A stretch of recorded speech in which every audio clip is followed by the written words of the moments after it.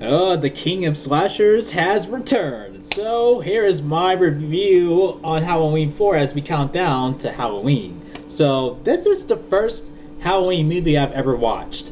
I think my dad rented it some time ago, and I didn't want to watch it because I thought it was a shitty cartoon.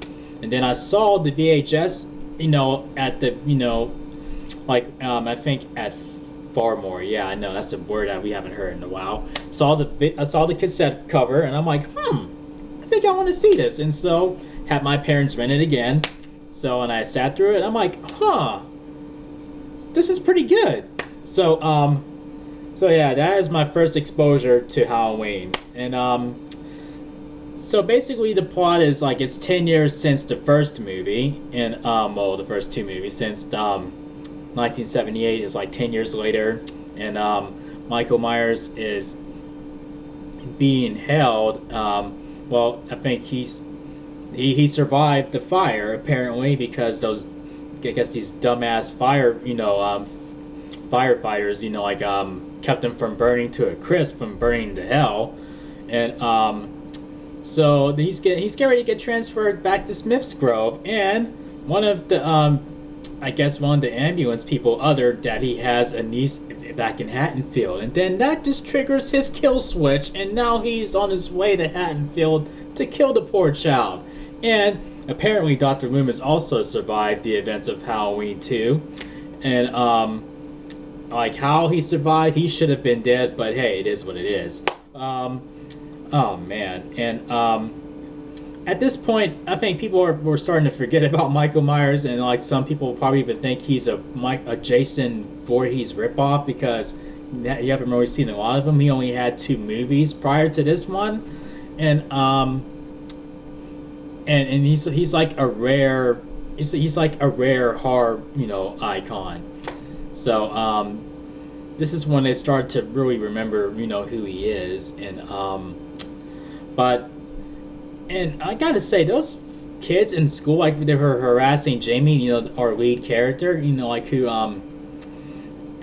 harass her about who Michael Myers is and who her mother is and how her mother's, died in a car accident, and it's just like they are dicks. Like, oh my gosh, I honestly wanted Michael to kill all three of those kids. At least one of them, grew a pair of balls and was being nice to her like later on in the movie.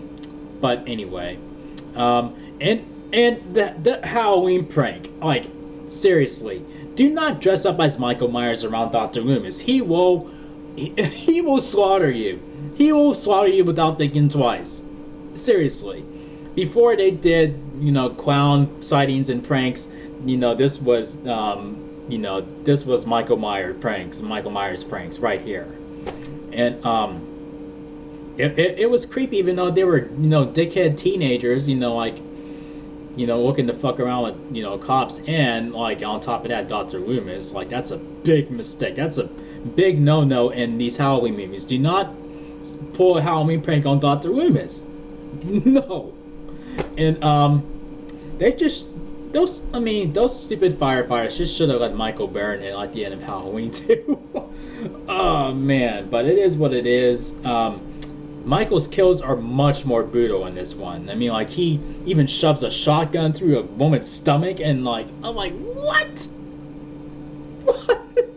And he uses his hands more than knives this time. Like, where he'll shove his thumb through someone's forehead, break someone's neck with his bare hands, and dig his nails into someone's neck and rip their throat out. Like, I'm like, what? Oh my gosh, that made him more graphic. It's like they're trying to immediately put him up there with Jason and Freddy because they're more popular and they have more sequels and whatnot. But yeah, Michael is king and he is back, and it's like it's trying to they throw in some certain elements from the first movie that so you can get that feel back into it, like where it feels like Halloween again after the third one was like a total mistake. But and then all the way to the ending, like where they supposedly killed him or whatever.